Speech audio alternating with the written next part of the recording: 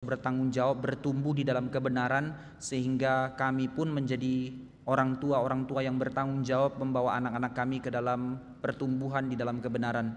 Berilah kami hati yang mau terus belajar, beri kami hati yang mau terus dibentuk, dikoreksi, dipimpin oleh kebenaran firman-Mu. Berkati setiap kami, hamba-Mu secara pribadi, dan setiap kami semua sama-sama orang tua yang bergumul di hadapan Tuhan di dalam mendidik anak-anak. Karena itu biarlah kami sama-sama dengan kesehatian, dengan kerinduan untuk terus bersama-sama belajar melihat kepada kebenaran firman-Mu yang akan memimpin kami di dalam mendidik anak-anak itu menggenapi seturut kehendak-Mu saja. Berkati kami dalam pembahasan kami pada sore hari ini. Kiranya Tuhan yang beranugerah, Tuhan berbelas kasih, Tuhan yang menyatakan firman-Mu kepada setiap kami, buka hati, pikiran dan telinga kami, berbicaralah kepada kami. Dengar doa kami, dalam nama Tuhan Yesus kami berdoa. Amin. Oke, 1 jam ke depan kita akan belajar, dan setelah itu kita coba buka sesi tanya jawab ya. Mari kita buka dua bagian firman Tuhan. Yang pertama dari Perjanjian Lama, kitab Ulangan. Kitab Ulangan dari pasal 6 ayat yang ke-6 sampai 9. Saya baca 4 dan 5, lalu kita sama-sama membaca ayat yang ke-6 sampai yang ke-9 kitab Ulangan. Demikian firman Tuhan, Ulangan pasal 6, saya membaca 4 dan 5, lalu kita sama-sama membaca ayat 6 sampai yang 9. Demikian firman Tuhan. Dengarlah hai orang Israel, Tuhan itu Allah kita, Tuhan itu Esa. Kasihilah Tuhan Allahmu dengan segenap hatimu dan dengan segenap jiwamu dan dengan segenap kekuatanmu. 3 ya. Apa yang kuperintahkan kepadamu pada hari ini haruslah engkau perhatikan, haruslah engkau mengajarkannya berulang-ulang kepada anak-anakmu dan membicarakannya apabila engkau duduk di rumahmu, apabila engkau sedang di dalam perjalanan, apabila engkau berbaring dan apabila engkau bangun. Haruslah juga engkau mengikatkannya sebagai tanda pada tanganmu, dan haruslah itu menjadi lambang di dahimu, dan haruslah engkau menuliskannya pada tiang pintu rumahmu dan pada pintu gerbangmu. Satu bagian lagi kita membaca dari kitab Roma pasal 12. Saya percaya ayat ini tidak asing buat kita. Roma pasal 12 ayat 1 dan 2. Roma pasal 12 khususnya ayat 2. Roma pasal 1 ayat 1 dan 12. Saya baca 1, kita semua membaca ayat yang kedua dari kitab Roma pasal 12. Demikian firman Tuhan, Roma 12. Karena itu saudara-saudara, demi kemurahan Allah aku menasihatkan kamu, supaya kamu mempersembahkan tubuhmu sebagai persembahan yang hidup, yang kudus dan yang berkenan kepada Allah. Itu adalah ibadahmu yang sejati. 3 ya. Janganlah kamu menjadi serupa dengan dunia ini, tetapi berubahlah oleh pembaharuan budimu, sehingga kamu dapat membedakan manakah kehendak Allah, apa yang baik, yang berkenan kepada Allah, dan yang sempurna. Bapak Ibu sekalian, di dalam asumsi dasar tentu kita di dalam membicarakan sesuatu, pembicara harus berasumsi pendengarnya punya asumsi dasar yang sama. Asumsi dasar yang saya pakai saat ini adalah, saya percaya kita sama-sama adalah orang-orang yang sudah lahir baru kan ya. Saya percaya semua kita orang tua di tempat ini adalah orang-orang yang sudah menerima Kristus sebagai Tuhan dan Juru Selamat kita. Kita adalah orang-orang yang sudah mendapatkan keselamatan. Ini asumsi dasar yang saya pakai di dalam pembahasan kita pada hari ini. Karena itu, karena kita tahu kita sudah ditebus oleh Kristus, kita menjadi orang yang sudah dimerdekakan dari dosa, maka kita tahu di dalam hati kita, oleh karena lahir baru yang dikerjakan oleh Roh Kudus, kita diubahkan oleh Tuhan menjadi manusia baru. Artinya apa? Ada value yang berbeda yang sedang kita hidupi dengan apa yang dunia hidupi. Itu yang menjadi kesadaran kita di dalam kita menjadi manusia baru. Di dalam kita jalani atau tidak, atau kita melihatnya secara kontras atau tidak, and yet di dalam kesadaran lahir baru yang sudah diberikan Allah kepada kita, setidaknya hal yang paling premis awal yang harus kita pegang, kita ditebus, maka kita punya value yang berbeda dengan dunia. Itu sudah tidak bisa ditawar. Maka di dalam 2 Korintus 5 ayat 17 dikatakan bahwasanya barang siapa yang di dalam Kristus, ia adalah ciptaan baru, yang lama sudah berlalu, sesungguhnya yang baru sudah datang. Oke, kita sudah memahami itu. Artinya ketika kita dijadikan manusia baru, ketika kita mendapatkan keselamatan, kita ditebus oleh darah Kristus, kita mengalami yang namanya pembenaran. Justification by grace, justification by faith.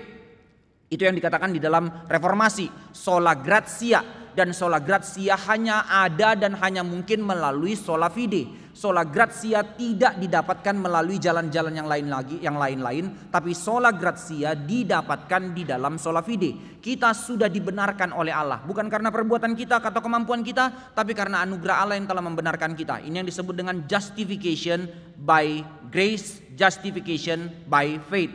Kita ditebus, kita dibenarkan, lantas di dalam hal itu kita sudah diberikan status baru, menjadi manusia baru. Nah, persoalannya adalah lebih lanjut dalam pembahasan ini, mau kemana ini kita lihat sekarang, bahwa ketika kita telah ditebus dikatakan menjadi manusia baru, maka muncul pertanyaan, menjadi manusia baru itu apa sih? Apa artinya menjadi manusia baru? Ya, Alkitab mengatakan menjadi manusia baru berarti secara natur kita telah benar-benar menjadi baru. Yang lama sudah berlalu, kita bukannya lagi yang lama, kita orang baru, bahwa status kita menjadi baru, kita telah dikuduskan, kita telah menjadi milik Allah sepenuhnya, satu kali untuk selama-lamanya. Kita telah dikuduskan berarti kita telah dikhususkan menjadi milik kepunyaan Allah. Kita tidak setengah-setengah, setengah milik dunia, setengah milik Tuhan dan segala macam. No, totally full kita milik Allah. Tapi pertanyaannya, kalau kita milik Allah, secara status kita sudah menjadi orang manusia baru, berarti kita sudah memiliki natur baru di dalam kehidupan kita. Apakah itu menyatakan, itu menjadikan secara otomatis kita menjadi orang yang langsung berubah di dalam tindak tanduk kehidupan kita? Tentu jawabannya adalah tidak. Sampai di sini kita ikutin ya, saya nggak bahas tentang konsep doktrin keselamatan sekarang, tapi saya ajak kita untuk melihat ke situ dulu supaya nanti kita ngerti prinsipnya. Jadi ini masih pengantarnya. Jadi di dalam prinsip kita mengerti kita telah diselamatkan menjadi manusia baru setelah kita mendapatkan natur baru, di dalam status baru, bukan berarti secara otomatis perbuatan kita otomatis diubahkan menjadi baru. Enggak. Masih ada peperangan antara natur manusia lama kita dengan natur manusia baru kita. Di dalam Kristus kita sudah dikuduskan, kita telah dikhususkan, kita telah kudus sepenuhnya secara status. Tapi secara perbuatan ini yang masih terus kita mengalami tahap perlombaan atau tahap pembaharuan atau tahap pemurnian untuk terus dimurnikan. Saya sering kali pakai istilah atau analogi yang konyol, walaupun saya sampaikan sedikit, nggak saya jelaskan di sini, bahwa konsep tentang ilustrasi anjing itu beberapa orang sudah pernah dengar di sini ya. Saudara, apakah anjing harus menggonggong baru dia disebut anjing? Tidak. Yang namanya anjing kalaupun dia bisu dia tetap anjing. Anjing tidak harus menggonggong baru dia disebut anjing.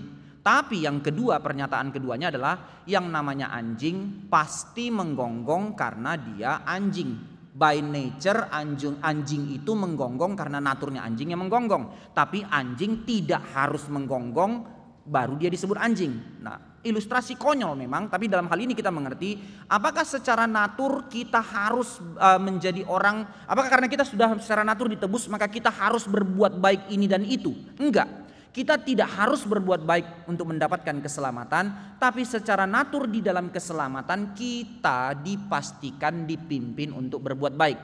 Bukan berarti karena kepastian pimpinan Roh Kudus ini membuat kita otomatis berbuat baik. Tapi di dalamnya ada satu proses, ada satu perjalanan. Nah, ini yang di dalam teologi reform yang dikatakan, ya, justification. But not only justification in salvation. Di dalam keselamatan ada justification, dan dari justification pasti memimpin kepada sanctification. Di dalam keselamatan ada pembenaran, di dalam pembenaran ada proses pengudusan. Nah, kembali dalam ilustrasi. Misalnya tadi yang konsep anjing, yang namanya ayam tidak harus berkokok dulu baru dia ayam, tapi yang namanya ayam pasti berkokok karena memang dia ayam. Tapi sekalipun ayam itu berkokok karena dia ayam, tetap saja untuk berkompetisi ayam itu harus dilatih untuk berkokok. Iya kan ya? Loh, dia ayam kok, ngapain dilatih? Dikasih madu, dibangunkan jam berapa, dipijit-pijit tenggorokannya supaya waktu berkompetisi kokokannya itu nggak soak, gitu kan ya. Jadi kokokannya jadi bagus, panjang, dan dia jadi pemenang. Ada latihan di situ, ada proses di situ. Sama di dalam proses realita kehidupan kita, saudara-saudara sekalian. Ya, by nature kita telah diubahkan oleh Tuhan, tapi natur itu tidak menjadikan otomatis, tapi natur itu justru mendesak dan mendorong. Nah, disitulah kita mengerti ada satu konsep yang paradoks di dalam anugerah Allah. Kedaulatan Allah yang menyelamatkan tidak pernah menghilangkan yang namanya tanggung jawab manusia di dalam keselamatan.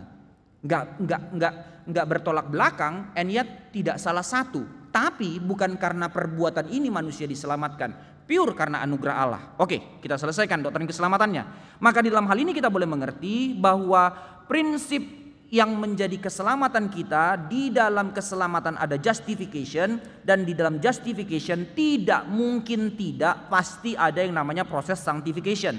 Di dalam proses sanctification inilah, proses pengudusan yang diberikan Tuhan dalam kehidupan kita inilah, maka setidak-tidaknya ada 3 hal yang harus kita mengerti di dalam proses sanctification. Apa itu? Pertama, di dalam sanctification, karena memang harus mengalami proses sanctification, itu sebab harus ada pendidikan. Bagaimana orang mengalami pengalaman pengudusan jika dia tidak dididik? Itu tadi yang namanya pelatihan, pembentukan dan segala macam. Maka Bapak Ibu sekalian, kenapa kita menempatkan anak-anak kita di tempat ini? Karena kita sadar ini bukan hanya sekedar demi masa depan mereka jadi orang baik, orang kaya. Terlalu dangkal saudara jika prinsipmu meletakkan anakmu sekolah hanya demi motif itu. Engkau sudah gagal memiliki motif pendidikan untuk anak-anak. Tapi mengapa kita mendidik anak-anak kita? Karena di dalam didikan ada proses sanctification. Ini sebenarnya mentalitas orang Kristen di dalam mendidik anak. Maka saya tahu anak saya di dalam proses dikuduskan Tuhan, maka dia harus dididik. Nah tentu, ini yang kita bahas nanti dalam partikular pendidikan ini. Pendidikan itu ada 3 hal. Nah ini Pendeta Ferry Young PhD yang membahas tentang hal ini di dalam bukunya. Boleh diakses di dalam bukunya ya, di dalam Momentum juga buku ini. Pendidikan itu ada 3 jenis pendidikan. Pendidikan formal, pendidikan non formal, dan pendidikan informal. Nanti kita akan fokus melihat pendidikan informal. Yang kedua, di dalam proses sanctification harus ada perlu proses pendidikan. Dan yang kedua, proses pendidikannya itu adalah perjuangan seumur hidup dan harus di dalam proses panjang.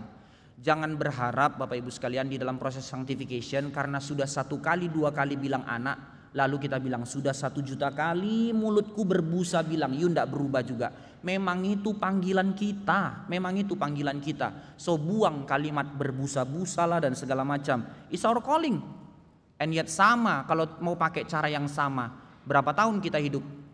Rata-rata kita orang tua, ini mungkin generasi milenial paling banyak ya, umur 30-an ke 40-an tahun. 40 tahun kita hidup, kalau Tuhan mau pakai kalimat yang sama, berjuta kali ku bilang jangan bohong, bohong saja mulutmu. Kalau Tuhan turun dari langit bilang kayak gitu, mati kita kan ya. Nggak fair kalau kita mengatakan sistem pendidikan yang sama kepada anak kita. Tidak saudara, tidak. Yang ketiga, maka di dalam proses sanctification, proses itu pertama lewat pendidikan, kedua itu proses seumur hidup, yang ketiga proses itu hanya bisa terjadi di dalam komunitas. Orang-orang yang berharap anak-anaknya mengalami proses didikan Tuhan tapi menjauhkan anak-anaknya dari komunitas, engkau sedang gagal mengerti apa itu pendidikan. Engkau sibuk melakukan anakmu, memfasilitasi anakmu dengan ini dan itu, les ini, les itu, semua dicekokin. Tapi tidak ada tempat untuk kita mengkhususkan dan membayar harga untuk anak-anak kita didesain untuk berkomunitas. Engkau gagal mendidik anakmu, engkau gagal. Saudara, yang saya dapati di dalam realita pendidikan gereja sekarang, khususnya gereja kita sampai Reformanda lah ya, saya kritik keras. Khususnya gereja kita di pusat. Berapa banyak orang tua yang mau bayar harga untuk antara anaknya hidup di dalam persekutuan remaja. Aling-aling selalu alasan kita, anak saya enggak mau pak. Iya, kedaginganmu lebih enggak mau daripada anakmu. Maafkan saya Bapak Ibu kalau kalimat saya terlalu kasar ya. Anak datang sama kita, pulang sama kita. Mau enggak untuk relakan anak tinggal dulu di situ, nanti kita jemput lagi. Aduh udah minggu capek dan segala macam. Kapan mereka mengalami proses sanctification jika tidak lewat komunitas? Maka jangan abaikan panggilan ini, terlalu amat serius. Anak-anak yang tidak lagi melihat komunitas gereja sebagai keluarganya, maka dia tidak akan pernah melihat Tuhan sebagai prioritas hidupnya. Perhatikan kalimat yang terakhir itu, saya tidak ulang. Maka mari kita lanjutkan. Maka dalam hal ini kita boleh mengerti, kita sudah ditebus oleh Kristus, maka kita telah menjadi orang-orang kudusnya Allah. Maka kehidupan seperti apa yang Tuhan mau kita hidupi di dalam kehidupan yang ditebus ini? Kehidupan seperti apa yang Tuhan mau Tuhan pimpin untuk kita jalani? Dan termasuk pertanyaan yang sama untuk anak-anak kita. Kehidupan yang seperti apa yang Tuhan mau dari anak-anak yang telah ditebus oleh Tuhan itu untuk dihidupi oleh mereka? Jawabannya cuma satu. bahwa panggilan penebusan adalah kita dipanggil untuk didesain, untuk dibentuk menjalani kehidupan segambar dengan Kristus. Just it, as a simple like that and yet so serious. Tujuannya apa sih? Kenapa kita ditebus? Supaya kita dipanggil menjadi segambar dengan Kristus. Nah, ini yang mau saya ajak untuk kita sama-sama sore ini renungkan. Sudah 15 menit, lanjut ya. Ini yang sama-sama kita mau ajak saya ajak kita untuk renungkan. Menjadi segambar dengan Kristus itu di dalam hal apa? Di dalam hal apa? Pertanyaan yang sangat serius untuk kita boleh pikirkan. Apa artinya, apa urusannya saya menjadi segambar dengan Kristus? Apakah, sekali lagi lihat benang merahnya tadi, kita ditebus untuk kita telah dibenarkan. Dibenarkan itu harus mengalami proses pengudusan. Proses pengudusan itulah yang disebut proses pendidikan. Pendidikan itu tujuannya apa? Membentuk seseorang semakin segambar dengan Kristus. Paham ya? Saya nggak ulang lagi ya. Lihat benang merahnya. Nah, di dalam hal ini ketika proses pendidikan itu ternyata goalnya adalah untuk mengundang kita dibentuk menjadi segambar dengan Kristus, maka ini yang tadi kalimat tesis di awal mengatakan bahwa value kita berbeda dengan dunia, meaning dan purpose kita berbeda dengan dunia, karena seluruh orientasi pendidikan kita dan seluruh tujuan kita mendidik anak-anak kita adalah menjadikan mereka segambar dengan Kristus. Ini bukan teori, ini bukan satu kalimat platform atau kalimat slogan keren-kerenan. Enggak, saudara.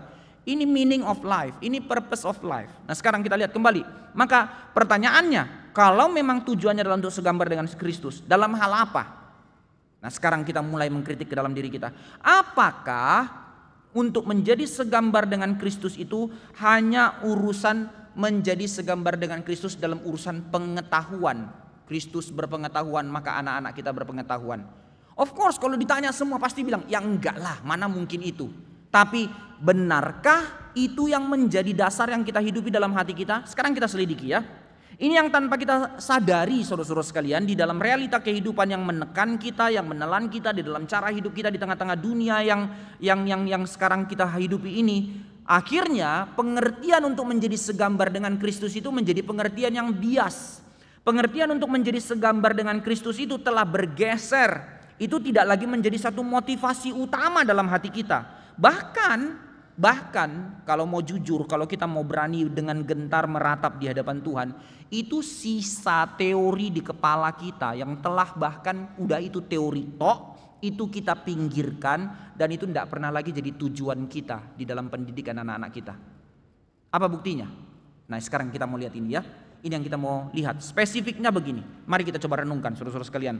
Dalam panggilan kita sebagai orang tua, dalam panggilan kita sebagian juga di sini menjadi guru, kita dipanggil, kan kita ngerti, kita dipanggil itu menjadi wakil Allah untuk mendidik anak-anak itu di dalam maksudnya Allah, di dalam agendanya Allah.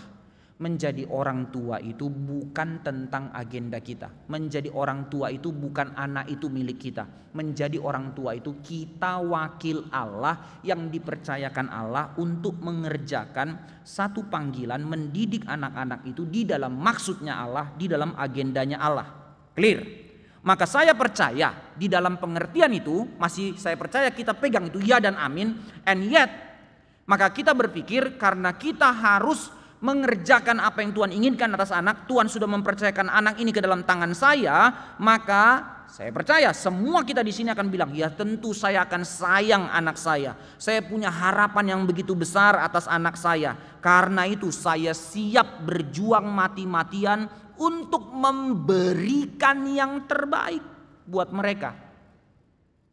In everything, dalam sandang, pangan, papan, bahkan enggak hanya yang primer ini, di dalam hal-hal hiburan pun kami berani berjuang suami istri supaya bisa liburannya sampai yang terbaik kemana-kemana. Kami berusaha beri untuk mainannya yang terbaik. Anak-anak lain untuk beli apa, PS5 pun jadi, apapun jadi, semua sampai yang tersier pun kita berusaha provide yang terbaik buat mereka. Yes. Tapi ini kita masuk pembahasannya sekarang. Pengantar telah selesai, kita masuk kepada pembahasan. Tapi yang menjadi pertanyaan seriusnya, simple and yet so serious, Bapak Ibu sekalian, terbaik menurut siapa? You give the best to your kid. Menurut siapa? Kedua, untuk siapa? Terbaik menurut siapa? Terbaik untuk siapa? Ini pertanyaan yang sangat sederhana tapi terlalu menampar. Terbaik menurut siapa? Menurut kamu? Atau menurut anak itu? Atau menurut Tuhan? Terbaik untuk siapa? Untuk dirimu sebagai pride-mu? Untuk diri anakmu? Atau untuk kemuliaan Tuhan? Ini menjadi pertanyaan yang sering kali bias. Itu yang tadi saya katakan di depan. Sudah menjadi suatu hal yang geser dalam diri kita. Maka pertanyaan ini yang kita mau bahas. Di balik dua pertanyaan sederhana ini, kita mau berjuang untuk memberi yang terbaik untuk anak kita. Tapi pertanyaannya menurut siapa dan untuk siapa? Maka di balik dua pertanyaan ini sebenarnya ada isu teologis yang sangat kental dan isu antropologis yang begitu besar. Nah, ini yang saya mau ajak kita sama-sama renungkan. Apa maksudnya? Terbaik menurut siapa, terbaik untuk siapa di dalam isu teologis dan di dalam isu antropologis. Sekarang kita lihat isu antropologisnya dulu ya. Saya pernah bawa ini sebagian di dalam pembinaan orang tua, guru anak-anak sekolah minggu di pusat. Mari kita lihat apa yang menjadi realita di dalam terbaik menurut siapa yang tanpa sadar cara pikir dunia itu sudah mengikat cara pikir kita. Ya, kita beri yang terbaik, tapi menurut siapa? Nah ini, kita lihat menurut antropologinya dunia. Antropologi dunia, sistem pendidikan yang mempengaruhi sistem pendidikan dunia pada saat ini tidak bisa dipungkiri, sangat dipengaruhi oleh sistem pemikiran filsafat dari René Descartes. René Descartes berkata, I think, therefore I am. Apa yang menjadi pengertian di balik pernyataan René Descartes? Dia mau bilang apa? Edukasi itu berbicara tentang pendidikan otak. I think, aku berpikir, maka aku menjadi seperti apa yang kupikirkan. Maka seseorang bernilai berdasarkan apa yang dipikirkannya. Maka pendidikan, semua urusan pendidikan hanyalah urusan orientasi otak. Ini cara setting dunia berpikir. Sekali lagi, lihat pattern yang tadi kita lihat. Masih nyambung gak dengan apa yang ditawarkan oleh dunia? Bahwa kita ditebus, dibenarkan dipimpin kepada pengudusan. Pengudusan melewati pendidikan yang tujuannya untuk menjadi segambar dengan Allah. Tapi sekarang pendidikan di dalam sistem pendidikan studi sekarang. Kalau membahas kurikulum juga ini problem ya, tapi sudahlah. Sudah ganti kok menterinya. Tinggal tunggu bulan atau tahun pasti kurikulum berubah. Gigit telinga maksimal 2026 awal kurikulum Merdeka Belajar sudah pasti diganti. Enggak usah bahas lah ya, jengkel saya membahas itu. Oke. Jadi curhat saya. René Descartes bilang apa? I think therefore I am. Maka pendidikan itu orientasinya adalah urusan otak. Ini telah menjadi dasar sistem pendidikan pada hari ini, bahwa pendidikan yang baik, sekolah yang bermutu adalah sekolah-sekolah yang menghasilkan anak-anak yang bisa menang olimpiade ini, olimpiade itu. Sekali lagi, gak salah berbicara tentang pendidikan otak. Tapi ketika orientasi pendidikan hanya urusan otak, nah ini baru bermasalah.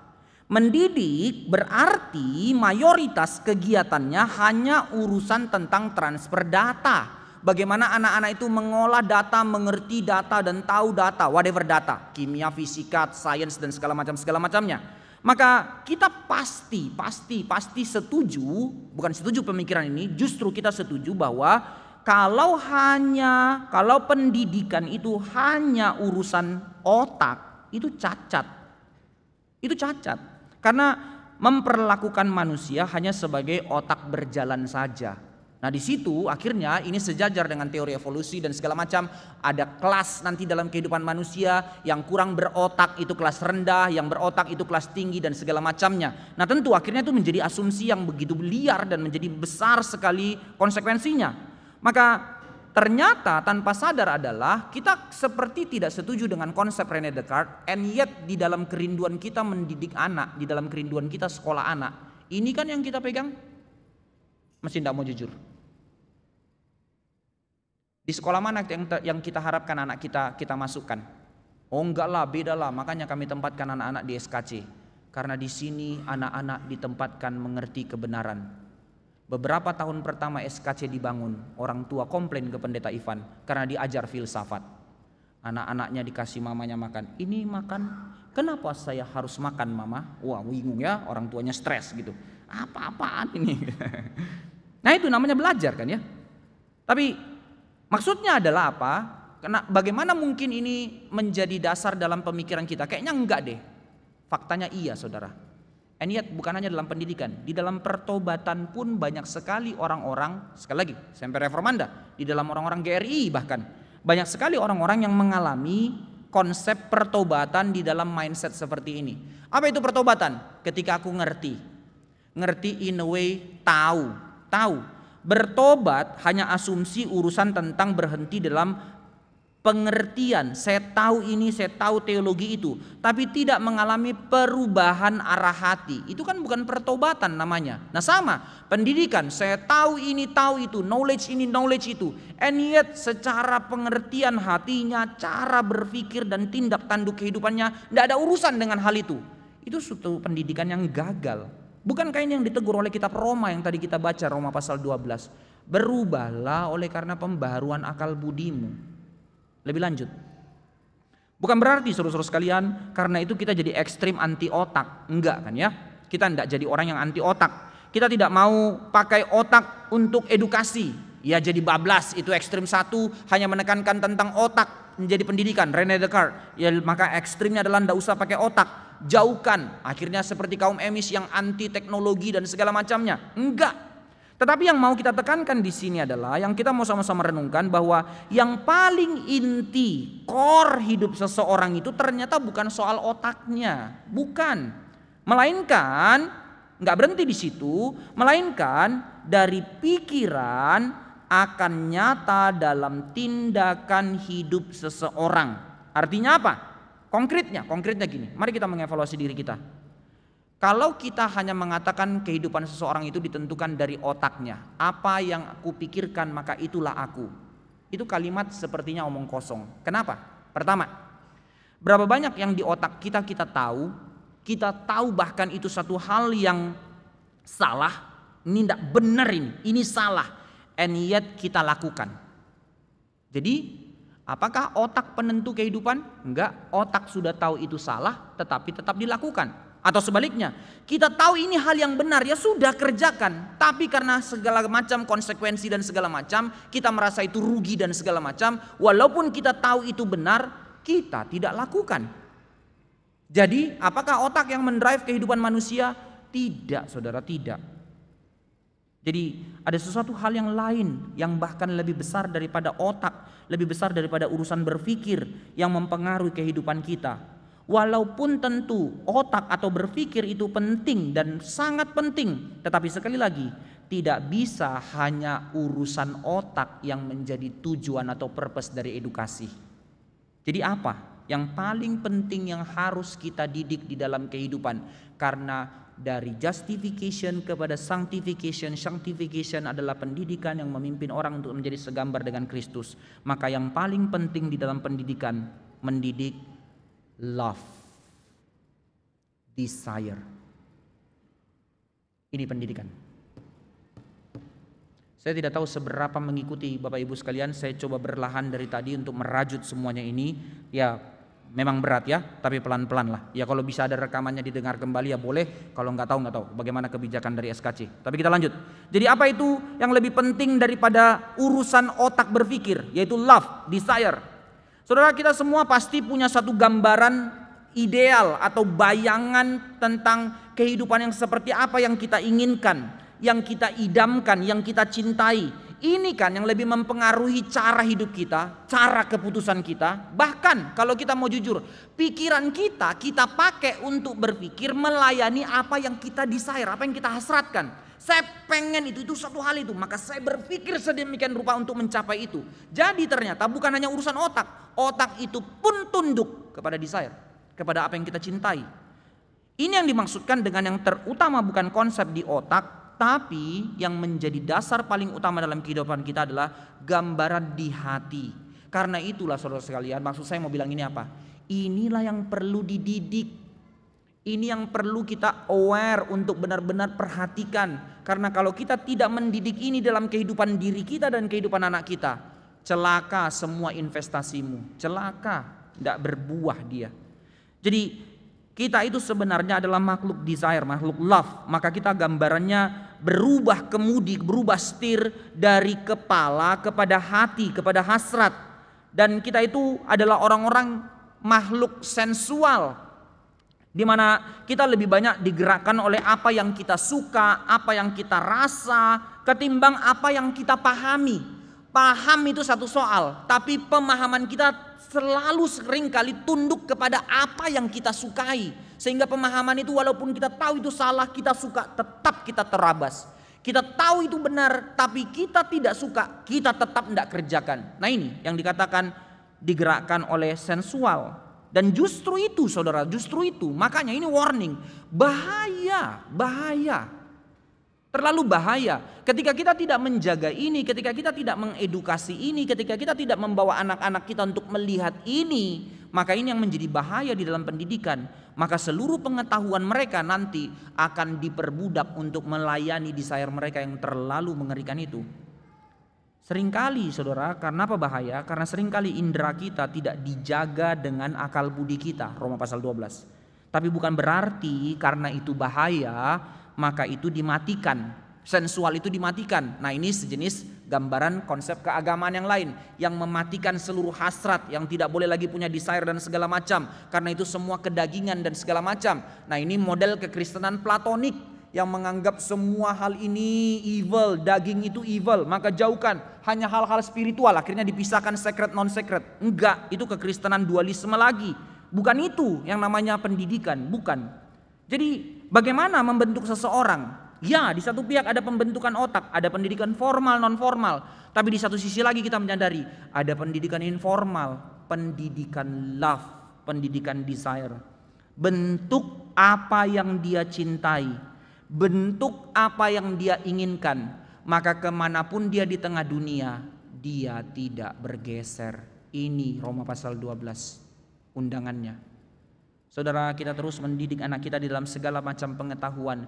Kita anggap dia sudah mampu tamat SMP atau tamat SMA. Kita sudah bisa berangkatkan dia sampai kemana, di Amerika kek, di mana kek, dan segala macam. Atau sebaliknya, orang tua banyak sekali yang cemas. Aduh, saya tidak yakin anak saya tidak mau lagi berangkatkan dia tamat SMA ke luar negeri. Sudah S1-nya di Indonesia saja. Ya tentu segala pertimbangan kekhawatiran ini menjadi satu hal yang kita bisa diskusikan. Tapi pertanyaannya bukan di situ. Selama ini edukasi desire-nya itu kita kerjakan apa tidak? Edukasi tentang hatinya dibentuk untuk mengerti bagaimana dia di hadapan Tuhan, bagaimana dia di dalam tangan pemeliharaan Tuhan, bagaimana dia di dalam hidup untuk kemuliaan Tuhan. Nah ini yang namanya edukasi love. Bagaimana caranya? Bagaimana caranya? Nah ini tema kita yang sangat sederhana ini ternyata menjadi satu hal yang sangat serius. Kayak konyol ternyata serius. Bagaimana cara membentuk desire yang justru menjadi core hidup anak-anak? Saudara, bangun habit. Bangun habit. Saya lompat sedikit ya, saya ikut di dalam terapi counseling orang-orang addicted dan segala macam. Entah itu addicted pornografi, entah itu addicted narkoba dan segala macam. Di dalam semua counseling atau bahkan tentang tempat rehab, semua tempat rehab yang berhasil, saya lompat di dalam gelombang keduanya. Gelombang pertamanya mengubah sistem mindset, gelombang keduanya mengubah habitus. Semuanya harus mengubah habitus.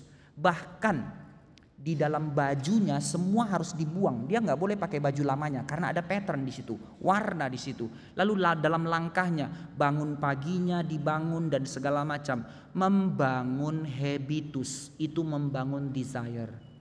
Dari mana prinsip ini saudara-saudara sekalian? Nah ini yang saya bilang saya tidak bisa kaji hari ini, terlalu dalam dan terlalu indah. Sebenarnya prinsip itu dari Allah sendiri waktu memimpin Israel keluar dari Mesir. Hari di mana Israel dikeluarkan dari Mesir, mengeluarkan mereka dari Mesir itu satu hal, tidak gampang, and yet to be honest easy untuk Tuhan. Kasih 10 tulah, kapok tuh bangsa Mesir. Udah keluar, ambil emas, bawa semua, gampang. Lalu ketemu Laut Merah, belah, gampang. Mengeluarkan Israel dari Mesir satu soal, tapi mengeluarkan Mesir dari kepala Israel itu lain hal. Dengan cara apa Tuhan mengubahkan itu? Habitus. Dengan cara apa? Bangunnya harus jam sekian. ambil mana jam sekian dengan porsi sekian, makan jam sekian dengan jumlah keluarga sekian, diatur semua tatanan hidup, membentuk desire yang baru, mengubahkan cara pikirnya, mengubahkan cara mesin hidupnya yang tadinya dagingnya ini mentalitas budak, sekarang diubahkan dengan menjadi mentalitas merdeka. Ini pendidikan, saudara, pendidikan. Terlalu gampang bagi Tuhan untuk mereka dikeluarkan dari Mesir itu, langsung ditunjukkan sistem penciptaan, sistem tata bintang dan segala macam untuk mengedukasi bangsa Israel lebih edukatif daripada bangsa sekitarnya. Gampang. Tapi yang dibawa Tuhan untuk mereka adalah 40 tahun cuman keliling-keliling padang pasir mengubah habitus. Tuhan macam apa seperti ini? Tuhan yang konyol, Tuhan yang bodoh, yang tidak mendidik mereka mengalahkan sistem pendidikan Mesir, yang tidak mengalahkan sistem pendidikan orang-orang Kanaan yang begitu pintar itu. Tapi Tuhan tidak terlalu peduli dengan semua hal itu. Tapi Tuhan membentuk mereka di dalam habit. Saudara, apa yang kau pedulikan dalam anakmu? Sistem-sistem pendidikan itu yang kita harapkan terus mencekoki kepala mereka. Yes, of course itu penting. Saya tidak anti pendidikan, saudara sekalian. Tapi sehasrat itukah kita di dalam pola pembentukan habitual mereka, yang adalah itu cara hidup mereka untuk nanti ke depan, ada atau tidak adanya kita, dia hidup. Dia hidup karena yang dibentuk adalah desire-nya. Maka sama dengan anak kecil, saudara sekalian, kebiasaan apa yang orang tuanya berikan kepada anak-anaknya itu akan sangat mempengaruhi cara pandang dan cara hidupnya. Anak-anak lah ya, contoh ya, hal konyol lah ini. Sudah tahu anak-anak kita salah. Ini bukan soal edukasi saja, tapi soal bagaimana habitus. Anak kita kan cadel kan ya, kalau ngomong dia belum bisa. Harusnya siapa ikut siapa? Ibu-ibu yang ketawa, bapak-bapak bingung. Siapa yang harus ikut siapa? Kita ikut dia atau dia ikut kita? Kalau kita ikut dia nggak belajar karena dia pikir yang dia lakukan itu benar. Apalah contohnya ya? Saya nggak ingat lagi anak saya cadel ngomong apa. Mamam atau apalah misalnya. Makan. Makam, bukan makam kuburan. Makan. Makan. Mau apa? Makam. Belum bisa dia N. Oke, nggak apa-apa. Makan, lihat ya. Hal sesederhana itu. Habitus, membangun pola. Nggak mungkin kan waktu anak bayi kita sudah bilang 5 hari. Aduh lemes 5 hari makan pun belum bisa, masih makam. Besok hari ke-6 makam. Sudah berjuta kali papa bilang berbusa mulut papa, masih makam lagi, masih. Enggak. Kenapa sama Batita kita bisa begitu? And yet setelah dia mulai umur kelas 6 ada pola yang lain lagi, tapi tetap pola repetisi. Kita nggak sabar. Kalimat sakti itu keluar. Sudah berjuta kali papa bilang. Bolak-balik. Lihat apa pendidikan bagi kita. Apa pendidikan. Sepertinya hal simple and yet di belakangnya ada filosofis yang begitu serius. Terus ya. Maka kembali kepada pembahasan kita, saudara-saudara sekalian. Apa yang kita mau lihat bahwa habit, membangun kebiasaan sangat penting untuk membentuk desire, membentuk love, membentuk cara hidup di dalam kehidupan anak-anak. Karena itulah Tuhan menyuruh kita untuk melakukan sesuatu kebiasaan, bukan hanya sekedar untuk menjadi satu reminder, mengingat. Tapi Tuhan mengatakan setiap hal yang disuruh Tuhan untuk kita lakukan mengulang, melakukan merepetisi, itu melakukan dengan cara ulang-ulang. Tujuannya ada meaning di situ, ada purpose di situ. Tujuannya adalah untuk mengingat, untuk terus mengalami, sehingga melaluinya seseorang mengalami pertumbuhan. Contoh di dalam Alkitab, apa sakramen yang Tuhan suruh ulang terus lakukan? Perjamuan kudus. Ngapain? Habitus. Perjamuan kudus, hanya habitus. Di dalam gereja Calvinis sebenarnya, ya tentu di dalam konteks kita akhirnya berubah di dalam gereja kita di tempat ini. Tapi di gereja Calvinis, perjamuan kudus itu setiap minggu, saudara, setiap minggu. Bagi Calvin, yang namanya perjamuan kudus dan firman itu setara. Substansinya tidak lebih besar firman dari perjamuan kudus dan perjamuan kudus lebih daripada firman. Setara, maka harus dilakukan setiap minggu. Sebagai apa? Kenapa perjamuan kudus itu harus dilakukan senantiasa? Sebagai bukan hanya sekedar supaya ingat Yesus mati, tapi melaluinya kita mengalami kesadaran kematian Kristus, dan melaluinya kita mengalami pertumbuhan untuk semakin disadarkan arti kekudusan oleh darah Kristus. Nah, itu yang namanya spiritual reminder itu di dalam cara pembangunan habitus. Desire itu bukan selalu urusan nafsu, bukan tentang emosi yang menggebu-gebu, tentang perasaan emosi yang nangis-nangis, bukan. Tetapi apa yang kita hasratkan, itu yang disebut dengan desire. Sebagai apa yang tepat, apa yang baik, apa yang benar. Ini yang dikatakan Alkitab. Semua yang benar, semua yang bijak, pikirkanlah semua itu. Inilah edukasi, ini pendidikan. Maka menjalankan, contohnya kembali ke dalam hal tadi ya, menjalankan perjamuan kudus dengan pengertian yang seperti itu, dengan perasaan kesadaran kebenaran yang demikian, akan membiasakan kita untuk mengalami proses pertumbuhan, di mana di dalam perjamuan kudus itu diharapkan dan dididik orang harap mempersiapkan diri. Maka orang dalam perjamuan kudus diundang untuk berdiri, ada ritual di situ, ada habit di situ, sehingga dia menyadari kesadaran berdiam di hadapan Tuhan di situ, kusuk di situ, sehingga melalui kesadaran itu akan mengalami kesadaran kehadiran Allah, kesadaran akan kekudusan Tuhan, kesadaran akan pembentukan yang dari Tuhan. Nah, itu yang namanya habitus. Tapi kalau dia tidak dibangun sebagai habitus, akan jatuh kepada dua ekstrim. Yang semacam perjamuan kudus dilihat sebagai satu hal yang mistis. Oh iya, melalui perjamuan kudus nanti aku disucikan, darah Yesus ku minum, aku dibersihkan dari dosa. Jadi mistis dia. Itu kita tolak. Atau semacam lagi, itu hanya menjadi satu simbolik. Sambil perjamuan kudus, sambil instastory, jebret perjamuan kudus nih di GRI Pusat, sinting gak pakai otak. Berapa rusaknya manusia. Lihat. Dan ini kan maksudnya polanya di dalam habitus. Ketika kita melihat anak-anak kita di dalam sekolah, ketika konsep ini gak kita bangun, apa yang mereka alami di dalam pendidikan? Apa yang mereka lihat sebagai pendidikan? Apakah pendidikan hanya momok buat mereka karena interogasi papa mama, sudah kerjakan PR belum, sudah ini belum, sudah ini belum. Akhirnya mereka bukan lagi melihat itu sebagai sebuah habitus yang membangun, yang membawa desire mereka, tapi sebagai beban yang menyesakkan hati mereka. Nah, di situ pendidikan sudah menjadi gagal saudara. Kan itu sekali lagi saudara-saudara sekalian, waktu kita berfokus mirip seperti perjamuan kudus itu, ada roti dan anggur, sebuah sikap yang amat serius di hadapan Tuhan. Enggak ada sambilan di situ karena terbentuk sebuah habitus di situ. Itu pendidikan.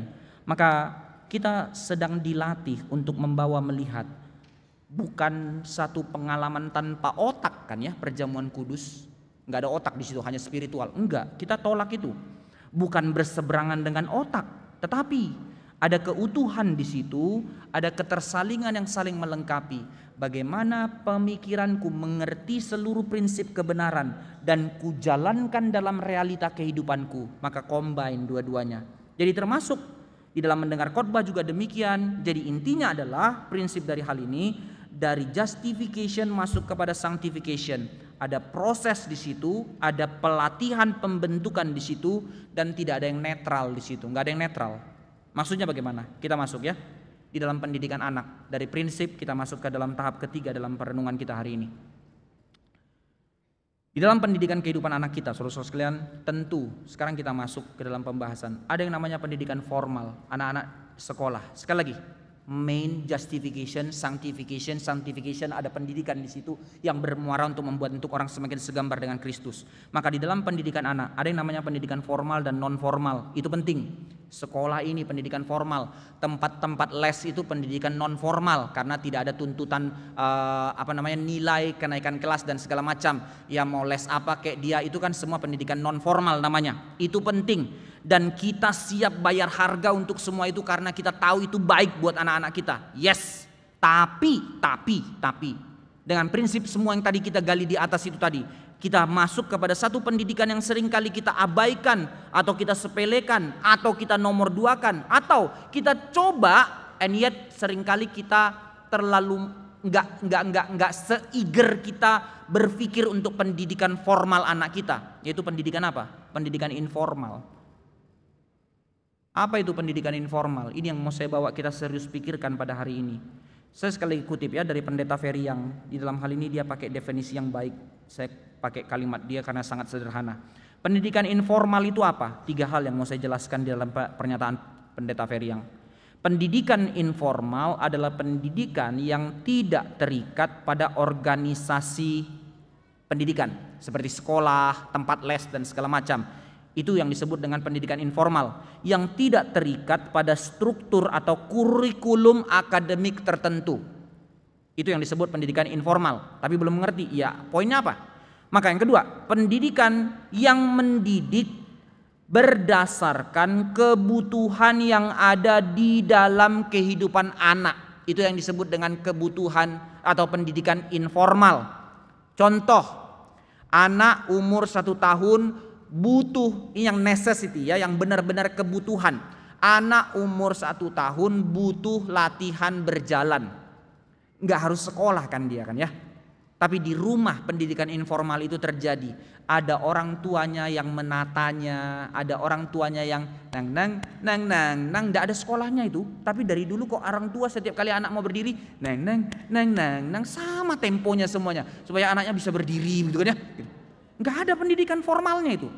Itu menjadi satu pola yang dihidupkan di dalam kehidupan rumah tangga.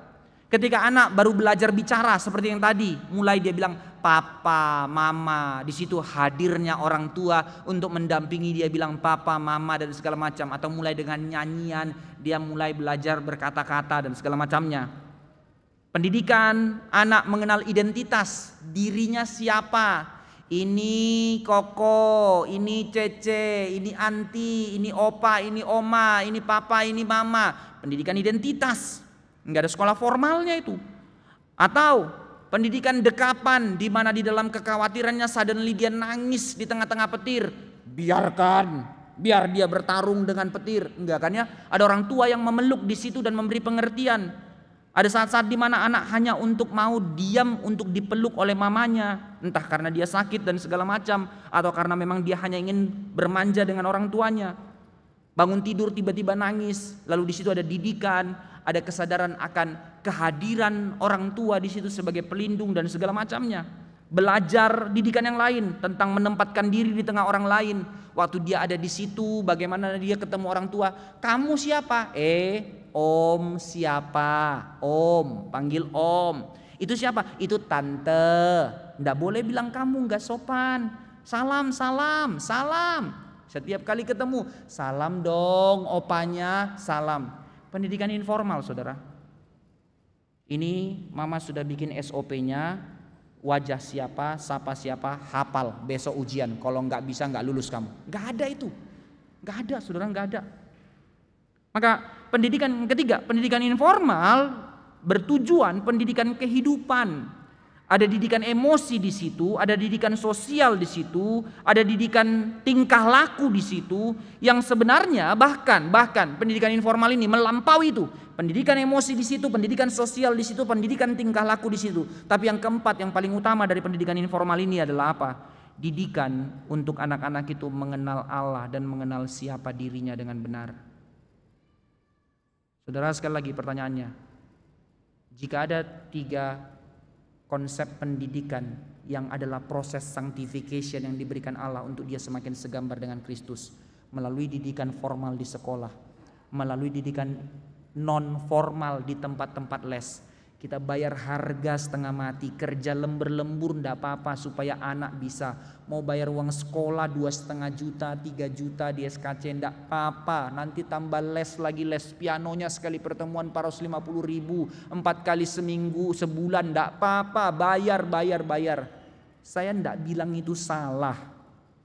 Tapi untuk yang ini, pendidikan yang dimana dia dikuduskan secara emosi, secara sosial, secara tingkah laku. Pendidikan dimana dia supaya dia bisa benar-benar mengenal Allah dan supaya dia bisa mengenal dirinya dengan benar. Pendidikan informal. Seiger itukah engkau bayar harga untuk mengejarnya? Atau justru pendidikan itu yang paling kita tidak mau bayar harga? Apa tanda kita nggak mau bayar harga? Karena setiap kali pendidikan emosi itu, bukan dia yang duluan emosi, kita yang duluan emosi. Bukan dia yang bermasalah dengan sosialnya kita, dengan dia yang rusak. Dengan ya kalimat yang tadi, berjuta kali papa sudah bilang, sapa kalau ketemu orang, gak sopan kamu. Kita telah gagal untuk melihat hal yang utama menjadi hal yang utama. Ini yang sering kali menjadi bias, saudara sekalian, di dalam bagian terakhir ya. Saya harus berhenti di sini, masih ada 2 aspek lagi di bawah ini, tapi kita berhenti di sini. Ini yang sekaligus menjawab dari isu antropologis tadi ke isu teologis. Pendidikan yang terbaik menurut siapa? Pendidikan yang terbaik untuk siapa? Apakah pendidikan itu untuk nama baik kita, untuk pride kita didik anak, ya kita tegur dia, kita marah hanya gara-gara pride kita yang terganggu, ataukah memang kita mendidik hanya untuk anak itu seperti lebih baik? Yang pertama yang paling gagal, kita mendidik anak untuk harga diri kita. Yang kedua yang lebih baik and yet juga gagal, kita mendidik anak untuk anak itu sendiri. Tidak, saudara. Pendidikan itu terbaik menurut Tuhan dan untuk kemuliaan Tuhan. Saya suka kasih ilustrasi ini sebagai ilustrasi sedikit biar kita nggak ngantuk lah ya. Satu kali ada seorang anak, saya dikatekisasi kasih ilustrasi ini. Ada seorang anak rusak, dia hancur karena pergaulan. Dia sudah tidak ada papa, dia cuma punya mama. Lalu akhirnya anak ini rusak dalam pergaulan, ikut aliran musik underground, anak punk itu. Rambut dimohak, lalu warna-warni kayak ayam jago itu ya, ayam aduan itu. Lalu ini sudah botak di semuanya, lalu mata ditato hitam semua hitam. Lalu baju semua super hitam, badan tato. Celana super ketat, butuh 3 orang tarik baru bisa buka itu celana. Mandi sekali 3 bulan kalaupun mandi gitu. Sehingga cerita anak ini musik dengan musiknya yang wow gitu ya. Anjing saja kalah gonggong daripada gonggongannya dia, kurang lebih begitulah. Pemberontak, pukul orang tuanya, curi uang mamanya, hidup bebas di luar dan segala macam. Rumahnya di kamarnya cat hitam semuanya. Satu kali dia merenung di kamarnya, menyesal bertahun-tahun menjadi anak yang menyakiti orang tua. Dia ingat 2 bulan lagi mamanya ulang tahun. Dia tidak pernah beri apa-apa sama mamanya. Dia rasa hancur hati. Kali itu dia pikir, aku ingin sekali saja membahagiakan orang tuaku. Wah, bagus sekali. Aku harus membahagiakan orang tuaku. Tapi apa yang bisa kulakukan? Aku mau kasih hadiah. Aku gak punya uang. Gak lucu kan, kucuri uangnya beli hadiah untuk dia. Gak jadi. Oke, aku cuma punya satu hal. Aku punya seni. Aku kan pemusik. Maka ku ciptakan lagu selamat ulang tahun, ku beri surprise untuk mama. Dia ciptakan 3 hari 2 malam dia tidak tidur hanya membuat sebuah puisi untuk jadi lagu. Jadi dia panggil teman-temannya, latihan lagu ini 2 bulan kurang lebih sampai perfect. Tune-nya, temponya, segala macam. Bam, blast, beres. Hari H tiba. Dia ingat setiap kali mamanya pagi-pagi pergi ke pasar. Lalu kalau mamanya jam 5 pergi ke pasar, action. Mamanya pergi bongkar semua ruang tamu, pasang speaker 120 desibel, drum, gitar, segala macam, bass, ready. Cue-nya kapan? Waktu mama buka pintu, langsung action, kasih surprise selamat ulang tahun mama. Mama bawa belanjaan, buka pintu, hari itu mama ulang tahun. Tiba-tiba dengan lagu yang wah, bum, selamat ulang tahun mama, bum. Waktu buka pintu, mama puji Tuhan haleluya atau mama mati di tempat. Simpel ya. Pertanyaannya, baikkah anak itu? Baikkah anak itu? Baik. Kurang baik apa? 3 hari 2 malam dia tidak tidur untuk beri yang terbaik buat mamanya. Dia berjuang setengah mati, latihan sampai teman-temannya pun bayar harga untuk memberi yang terbaik buat mamanya. Benarkah? Benarkah anak itu? Tidak berani jawab. Benar. Kenapa tidak benar? Baik dia, kurang baik apa? Jadi apa masalahnya? Simple saudara, pertanyaannya cuma satu. Terbaik menurut siapa? It's simple like that. Terbaik menurut siapa? Sama, kita berikan ini, kita kerjakan ini. Terbaik menurut siapa? Kesalahan anak itu cuma satu. Ya, dia punya hati yang baik. And yet tidak pernah mau tanya mamanya. Yang dia perlu cuma lakukan cuma satu. Minta ampun sama mamanya selama ini bikin salah. Aku ingin beri yang terbaik. Apa, Ma? Kasih kesempatan aku beri yang terbaik. Menurut mama apa? Mungkin mamanya cuma minta satu. Mandi, nak, mandi. Udah 3 bulan kau gak mandi. Itu hadiah ulang tahun terbesar buatku.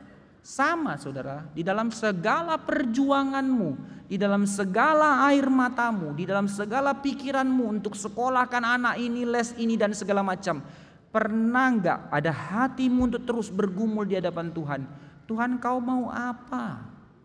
Bukankah kita adalah wakil-wakil Allah yang dipercayakan Allah untuk mendidik mereka seperti kehendak Allah dan menurut maksudnya Allah? Bukan agenda kita, bukan yang terbaik menurut kita, bukan yang terbaik untuk dia, tapi yang terbaik menurut kemuliaan Allah atas anak itu, bagi kemuliaan Allah tentunya.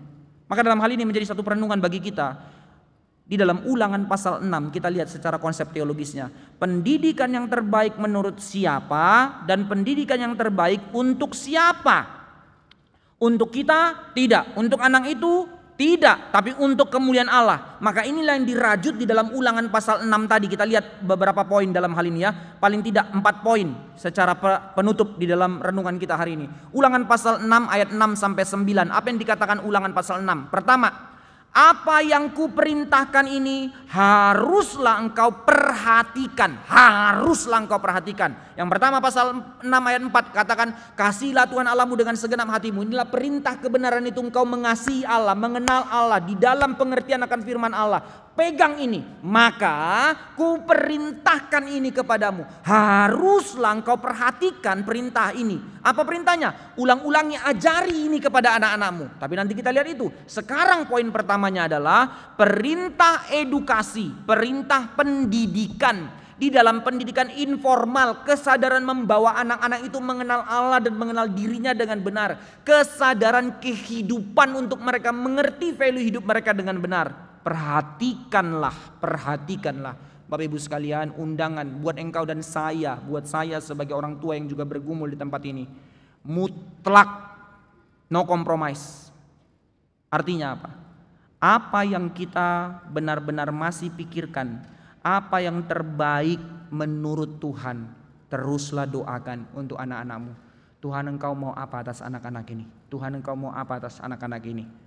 Di dalam seluruh doamu untuk setiap pergumulanmu, air matamu tidak pernah boleh keluar dari doa untuk kalimat ini setiap malam di dalam tekuk lututmu. Tuhan, engkau mau apa atas anak ini? Tuhan, engkau mau apa atas anak ini? Sehingga bukan agendaku, bukan keinginanku, tapi apa yang engkau inginkan. Maka perintah ini harus kau perhatikan. Saudara, jangan excuse.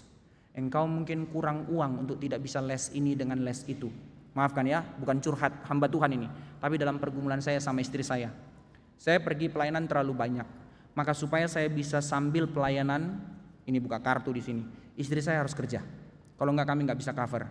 Tapi di dalam kerinduan dan istri saya melihat anak saya paling banyak dan dia yang paling mengerti potensi anak saya, maka dia pengen anak saya les ini les itu. Lah memang potensi anak ini banyak. Dia suka gambar, les gambar. Dia suka musik, les musik.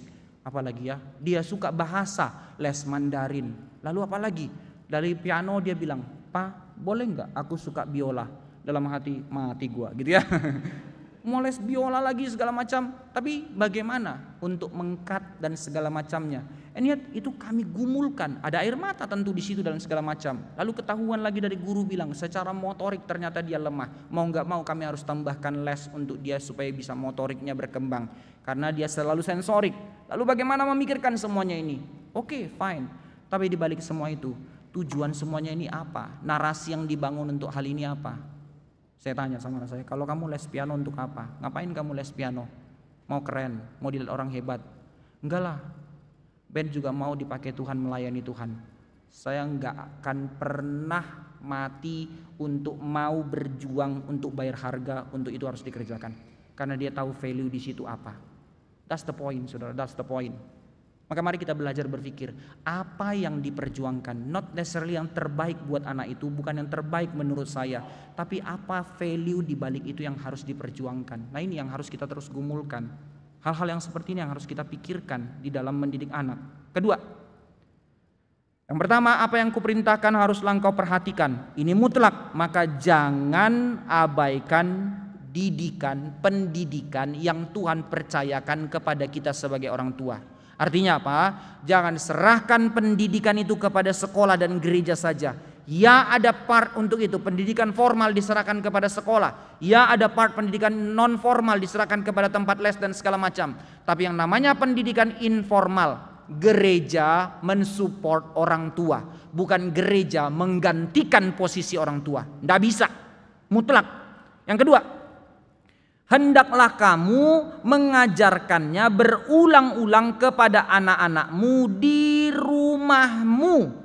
Baik engkau jalan dan segala macam di rumahmu. Nah, dua hal yang mau ditekankan di sini. Pertama, pendidikan kehidupan terutama porsinya kepada siapa? Kepada orang tua, bukan kepada guru, bukan kepada guru les, tapi kepada orang tua. Karena dikatakan di sini, hendaklah kamu mengajarkannya berulang-ulang kepada anak-anakmu, bukan kepada murid-muridmu, bukan kepada tetanggamu, tetapi kepada anak-anakmu. Maka hal paling utama core dari pendidikan, justification memimpin kepada sanctification. Sanctification adalah proses yang dilalui oleh pendidikan yang memimpin orang semakin segambar dengan Kristus. Maka proses pendidikan ini, porsi utamanya, tidak bisa tidak, kita Bapak Ibu sekalian, kita.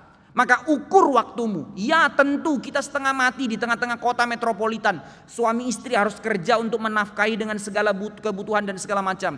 Tapi tidak ada alasan, kita yang harus baik-baik gumulkan bagaimana porsi waktu yang kita berikan untuk mendidik anak di dalam pendidikan informal yang begitu penting ini. Amin. Jangan abaikan waktu yang Tuhan percayakan untuk engkau mendidik anak-anakmu.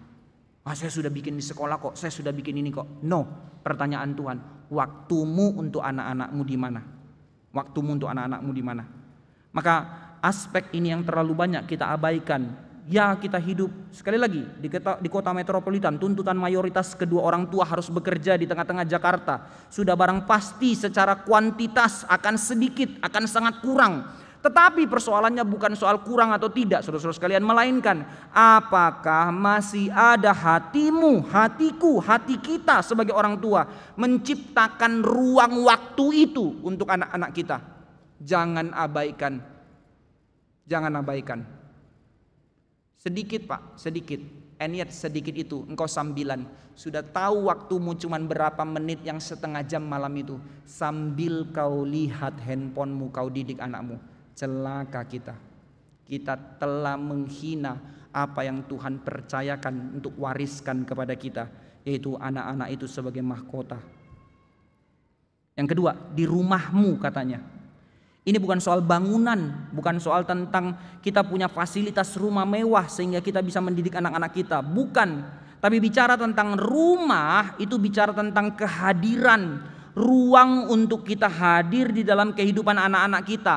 Itu harus diciptakan. Itu ndak bisa tiba-tiba udahlah nanti Roh Kudus pimpin, semua segala sesuatu sola gratia kok, nanti Tuhan kasih waktunya. Ndak saudara, di dalam waktu yang Tuhan sudah percayakan, kita yang harus bertanggung jawabkan. Time schedule, bikin waktu kita kerja, waktu kita ini, waktu kita itu, waktu kita untuk anak, itu harus ada. Ini yang disebut dengan habit itu. Jadi bukan tentu habit tentang kita harus bikin ini, bikin itu dan segala macam, atau hal yang lebih rohani. Pokoknya setiap hari harus ada mesbah keluarga, whatever definisinya. No. Saya tidak minta kita sampai sespiritualitas itu. Jika ada, saya sangat bersyukur, terpujilah Tuhan untuk hal itu.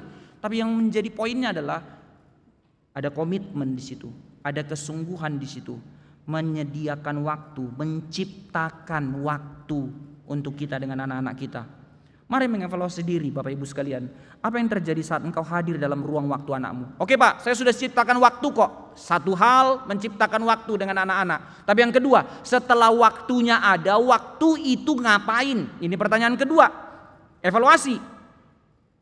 Yang seringkali terjadi, maafkan saya ya, ini bukan menghina mama-mama, justru ini menegur bapak-bapak. Yang seringkali terjadi adalah apa? Ibu-ibu yang paling punya banyak waktu sama anak, tapi cenderung waktunya adalah segudang checklist yang harus dipenuhi. PR sudah kerjakan, PR matematika, PR ini, absen setengah jam habis. Terus tadi apa yang salah? Ini apa yang ini? Sudah gini, sudah gitu. Kenapa tadi nilai ujiannya begini. Terus Apa yang perlu dibeli besok? Jangan lagi nanti minta jam 10 malam baru kamu bilang, udah suruh tutup toko, baru kamu suruh lagi, mau kayak mana lagi? Atau habis mulai dorongan. Tadi mama bilang, papa dengar kamu berantem. Ya, bye-bye enak ya, jangan lagi ya. Oke, dah, berdoa, tidur kamu, tidur, sudah malam, besok harus bangun. Di mana waktunya? Hadir enggak kita di situ? Itu pertanyaannya, saudara. Hadir enggak? Saya enggak bisa mendefinisikan lebih dalam. Saya tahu Bapak Ibu tahu kata ini. Hadirkah engkau di dalam kehidupannya? Sering kali orang tua bilang sama saya, dan saya sangat bersyukur dengan kalimat ini. Aduh, anakmu masih umur 5 tahun, dia mau celoteh apa dengerin. Nanti umur 6 SD boro-boro celoteh, ngomong satu kata pun tidak mau ngomong lagi. Saya aminkan kalimat itu. Ya asik aja saya lihat, papa tahu nggak mau. Yang itu tadi sudah Ben. Oh ya, oh no, cerita lagi dia. Ya supaya papa makin tahu aja. Wah cerita lagi. Hadir nggak? Pertanyaan serius untuk kita. Di rumah, saudara. Ketimbang waktu untuk menghadirkan kasih Allah, menghadirkan Kristus dan pengampunannya, malah waktu untuk menikmati persekutuan dan doa dan keberadaan bergumul bersama Dia, masih ada nggak itu di dalam kehidupan kita? Atau seringkali doa hanya sekedar sebagai kewajiban atau checklist centang kerohanian yang harus dijalankan, bukan lagi sebuah kerinduan. Karena semua sibuk. Sesibuk-sibuknya kita, tapi jujur saja saya pun mengalami itu, saudara sekalian. Saya udah terlalu lelah, pelayanan terlalu banyak, pulang pengen main sama anak, enggak mau. Karena saya pikir persiapan besok, yet saya pergi ke kamar saya. Persiapankah saya? Enggak. Saya udah enggak sanggup lagi persiapan, saya butuh rest, me time. Nah ini berhalanya kita kan ya, berhala kita, me time. Saatnya saya dengan drakornya saya, kata si ibu. Saatnya saya dengan entah apalah, kata si bapak. Lalu anak, ya masing-masing sibuk masing-masing. Nggak ada ruang lagi untuk kita menciptakan suasana. Ulang-ulangi, kata Alkitab. Secara natur, saudara-saudara sekalian, anak-anak kita itu lemah. Di dalam proses belajar dia itu lemah. Karena dia masih belajar, dia belum tahu. Yang paling mereka butuhkan di dalam kondisi itu adalah apa? Pendampingan, perlindungan. Itulah definisi dari kehadiran. Bukan sejumlah centang. Tentu ada ruang untuk centang-centang itu. Sudah, yuk pastikan lagi ya narasinya bagaimana. Tentu ada ruang. Tapi kalau setiap kali ruangannya hanya untuk itu, engkau tidak pernah hadir. Inilah yang dipesankan Alkitab. Ulang-ulangi ajarkan kepada anak-anakmu. Bukan omel-omeli ulang-ulang anak-anakmu. Bukan, saudara, bukan. Itu senada dengan Timotius, pesan Paulus kepada Timotius di dalam 2 Timotius 3 ayat 15 sampai 16 itu. Apa kata Paulus? Sejak kecil engkau mengenal kitab suci, baik dari mamamu atau dari nenekmu Lois itu. Dari kecil engkau mengenal kitab suci yang memimpin engkau kepada Kristus. Perjanjian lama itu. Timotius membacanya, dia mengenal Kristus dari situ. Karena semua yang dituliskan oleh Allah, diilhamkan oleh Allah, memimpin untuk mengajar, memperbaiki kesalahan, memperbaiki kelakuan, membentuk dalam kebenaran dan seterusnya. Ini undangannya, saudara. Ini undangannya. Small change. Perubahan kecil saja yang diharapkan, yang kita undang hari ini, sore ini. Hadirlah dalam kehidupan anak-anakmu. Hanya itu undangannya. Hadirlah dalam kehidupan anak-anakmu. Ciptakan suasana itu. Ciptakan waktu itu. Sekecil apapun.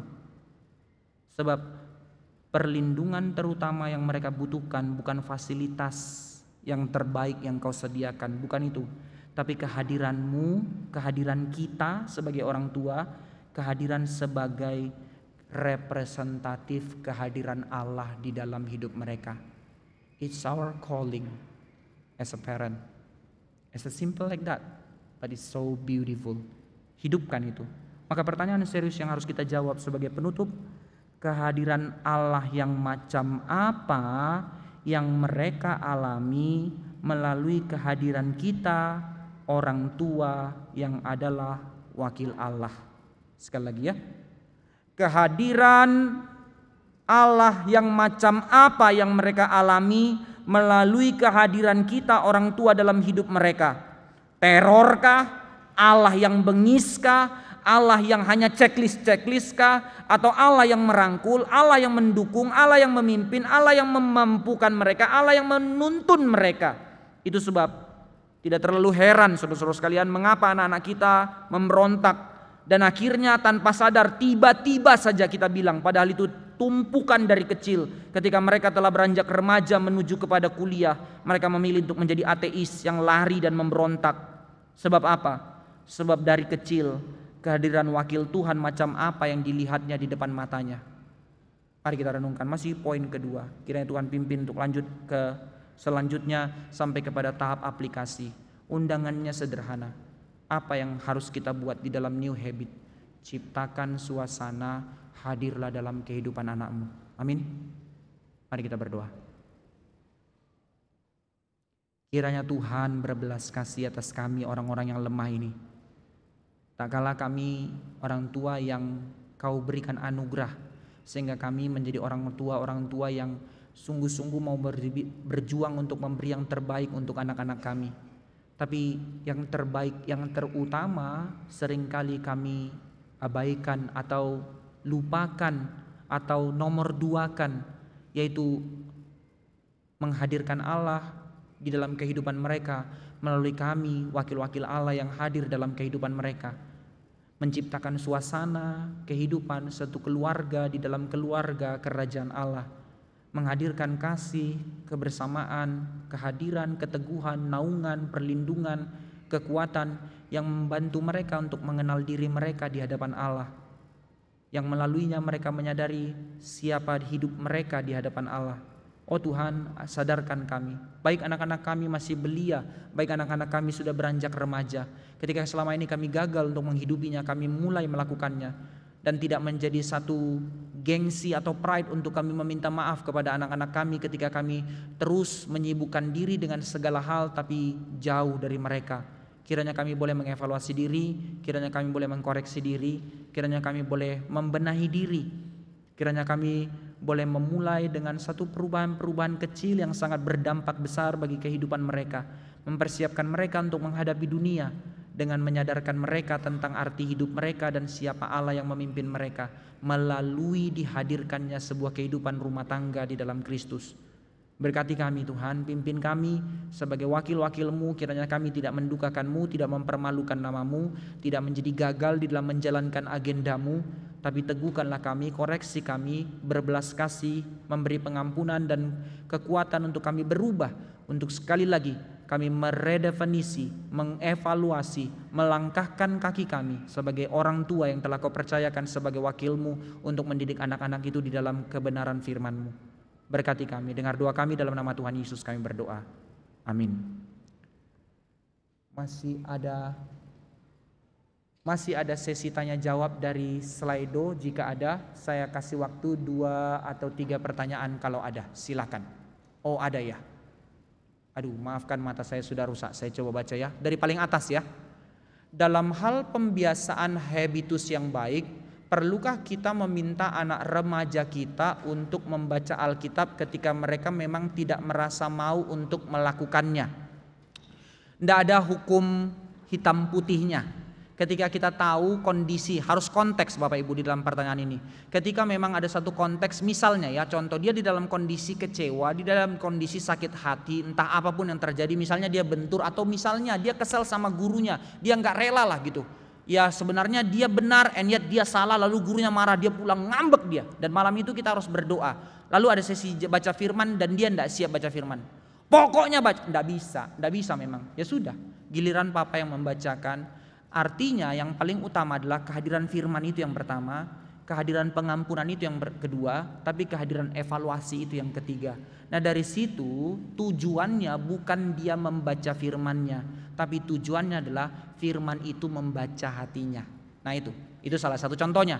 Tapi kalau hanya kedegilan dan kemalasannya, masa aku kali ini aku lagi, enggak. Hari ini Papa harus memaksa kamu yang harus belajar untuk mengerti. Apakah Tuhan diprioritaskan dalam hatimu ketika hanya karena kemalasannya? Nah, faktor ini yang disebut dengan konteks yang harus kita peka. Bapak Ibu, bagaimanapun lemahnya engkau, tapi ketika engkau terus berdoa kepada Tuhan, Tuhan pasti memberikan kepekaan untuk engkau mengenal anakmu lebih daripada orang lain mengenal mereka. Maka doakan dan lihat konteks itu, dan jangan terabas konteks itu, tapi masuklah lewat konteks itu. Itu perlunya konteks. Bahkan di dalam penafsiran Alkitab, saya lompat sedikit, teologi always in context. Nggak pernah seorang pengkhotbah memaksakan satu teologi selalu di dalam teologi di dalam ini tanpa konteks, enggak.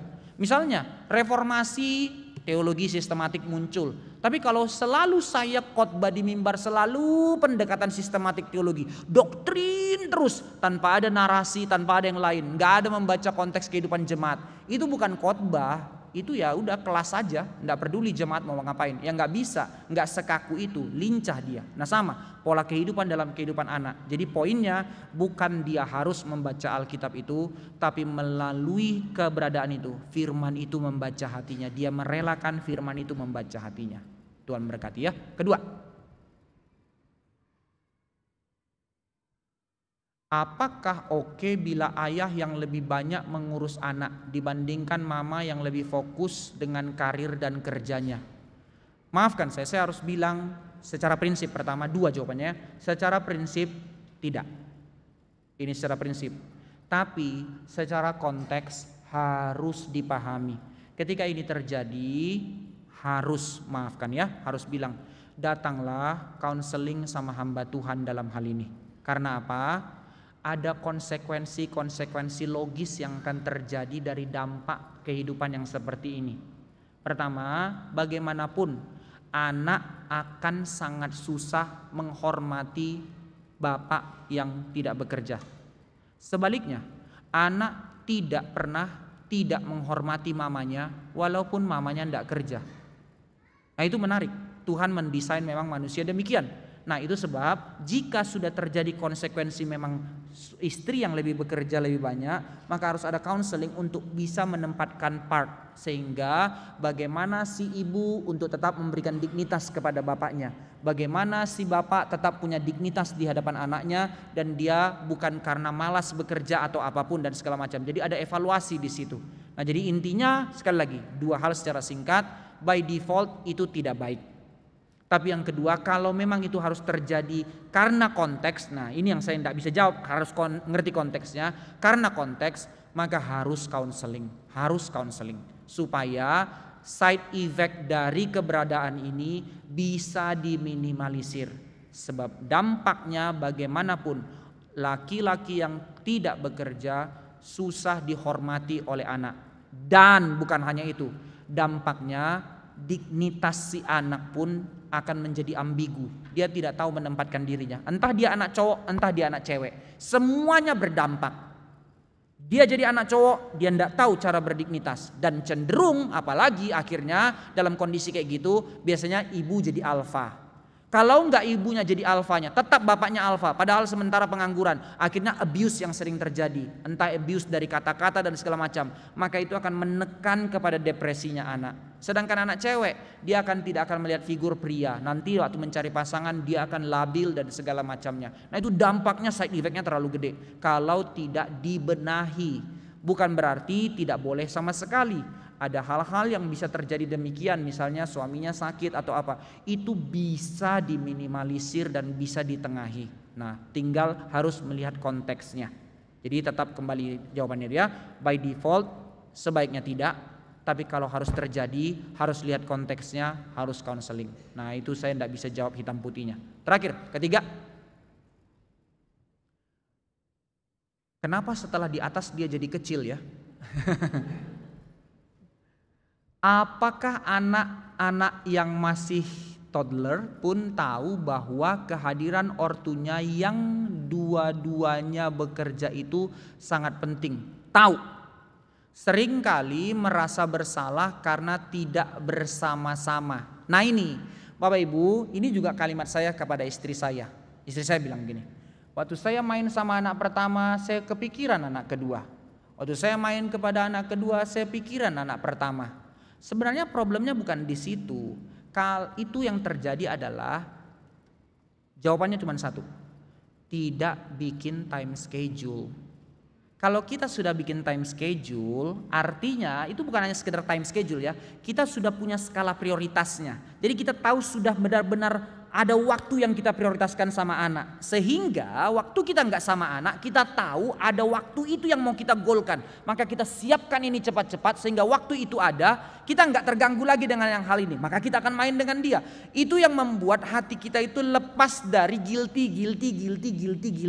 Kenapa kita guilty? Orang guilty cuma satu, dia tidak punya planning. Seorang pebisnis kenapa guilty? Businessman guilty bukan karena dia gagal. Businessman guilty karena dia tidak punya planning perencanaan. Akhirnya dia nggak tahu, aduh sayang kali, kalau ini, kenapa, itu nggak punya planning dia. Itu yang bikin kita guilty. Sama tanda petik pakai kalimat konteks bisnis di dalam anak. Saya udah tahu ini, saya kerjakan ini. Oke, dalam hal ini setelah ini saya harus ke sini. Dari sini saya punya waktu sama anak. Wah, berbahagianya. Nah, itu yang membuat kita prioritas. Itu ke orang tuanya. Dan yang kedua ke anaknya. Anak dari sekecil apapun dia tahu orang tua ada atau tidak ada. Dan itu sangat berpengaruh buat dia. 3 tahun pertama kehadiran orang tua kepada anak menentukan bagaimana dia bersikap. Liar atau tidak liarnya dia, minder atau tidak mindernya dia. Umur 3 ke 6 tahun itu bagaimana dia ke publik. Itu ditentukan dari kehadiran orang tuanya. Jadi orang tuanya nggak hadir di antara umur 3 sampai 6 tahun, dia nggak tahu menempatkan dirinya di publik. Karena itu tadi, hanya orang tuanya yang punya powerful bilang, itu om, itu tante, bilang hai kungkung, hai opa, hai oma. Kehadiran menempatkan diri karena usia itu dia usia sedang berebut dengan segala keberadaan. Saya senternya, kenapa saya harus keluar dari diri saya? Nah, tanpa kehadiran orang tua dengan hal itu, dia dengan embak saja, dia akan terus dipuaskan dengan egonya. Sehingga waktu dia berhubungan dengan publik, dia konflik, dia nggak bisa.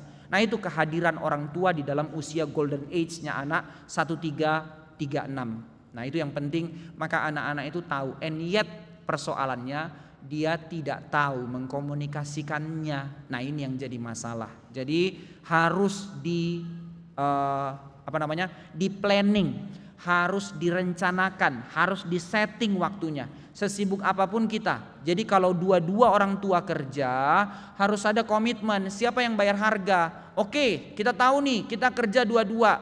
Hari Senin siapa yang bisa pulang waktu siang? Cuman 1 jam, tapi dia tahu itu tertanam dalam hati dia, sehingga walaupun cuman waktu yang sangat kecil, tapi ada skala prioritas orang tua itu hadir buat dia. Halo nak, makan tidur, papa pergi kerja lagi ya, nanti pulang main sama papa lagi, bye. Mungkin dia nangis, and yet dia tahu dia tidak pernah ditinggalkan, selalu akan hadir.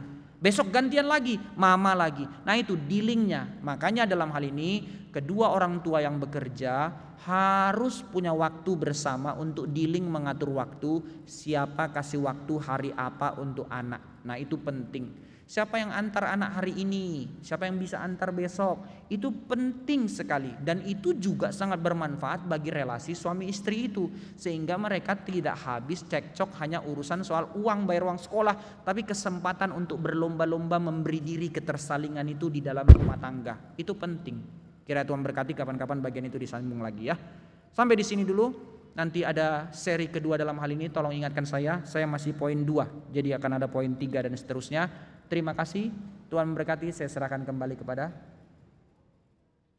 Kenapa Ibu? Masih ada 1 pertanyaan lagi? Masih sisa 1 ya? Ya wes, saya jawab, monggo. Panitia bilang ya Bapak Ibu ya, kalau mau marahin panitia. Bisa tolong berikan insight tentang merawat anak dengan kebiasaan sesuai firman, tetapi berubah saat dititipkan kepada kakek nenek. Semua konselor anak punya 1 kalimat yang paling tidak enak. Perhatikanlah kalimat ini dan saya setuju dengan hal ini. By default, kalau keluar default, anugerah namanya. By default, panggilan kakek nenek merusak cucu. By default. Mau konselor Kristen manapun yang Bapak Ibu cari, sudah ndak usah ribut sama orang tua dengan hal itu. Tapi, nah ini poinnya. Nggak ada yang netral kan di dunia ini ya. Ya orang tua sudah begitu. Tapi ketika itu primer harus berani ngomong sama orang tua. Misal, kalau dia cuma manjakan anak, ya oke. Tapi kalau anak itu sudah rusak, nope, nggak bisa. Misalnya kakek nenek yang manjakan anaknya, marahin mbak pun boleh. Kalau mbaknya bilang nggak boleh, you pembantu, ada yang kayak gitu loh, sampai seperti itunya. No, kita tahu itu no compromise. Anak yang datang ke orang tua, jangan menantu yang datang ke mertua. Jangan ya, jangan menantu yang datang ke mertua. Cari habis itu, ribut itu tidak penting. Anak yang datang ke orang tua bilang, untuk urusan ini tidak boleh begini. Kami minta anak ke orang tua, jangan menantu, ya. Oke. Kiranya Tuhan memberkati. Sampai ketemu di pertemuan selanjutnya. Saya serahkan kembali kepada liturgi. Selamat sore.